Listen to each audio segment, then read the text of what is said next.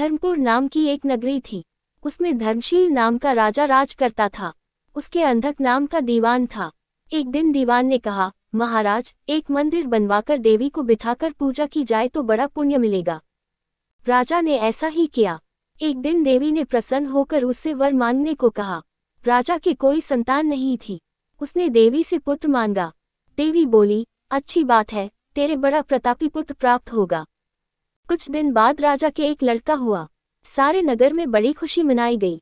एक दिन एक धोबी अपने मित्र के साथ उस नगर में आया। उसकी निगाह देवी के मंदिर में पड़ी। उसने देवी को प्रणाम करने का इरादा किया। उसी समय उसे एक धोबी की लड़की दिखाई दी, जो बड़ी सुंदर थी। उसे देखकर वह इतना पागल हो गया कि उसने मंदिर में जाकर देवी से प्रार्थना की, हे देवी, ये लड़की मुझे मिल जाए। अगर मिल गई तो मैं अपना सिर तुझ पर चढ़ा दूंगा। इसके बाद वह हर घड़ी बेचैन रहने लगा। उसके मित्र ने उसके पिता से सारा हाल कहा।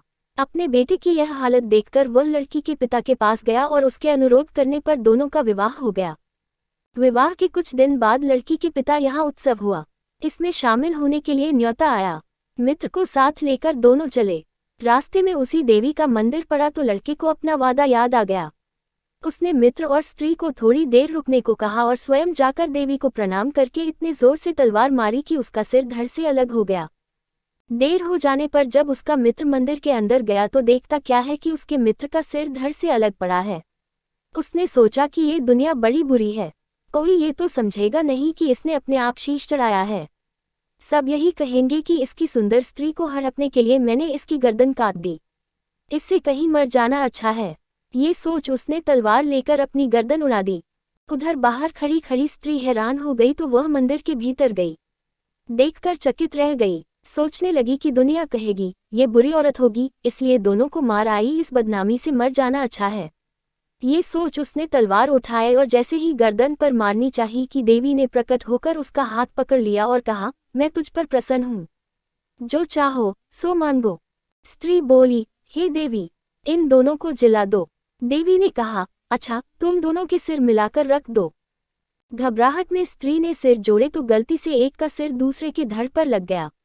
देवी ने दोनों को जिला दिया। अब वे दोनों आपस में झगड़ने लगे। एक कहता था कि यह स्त्री मेरी है, दूसरा कहता मेरी।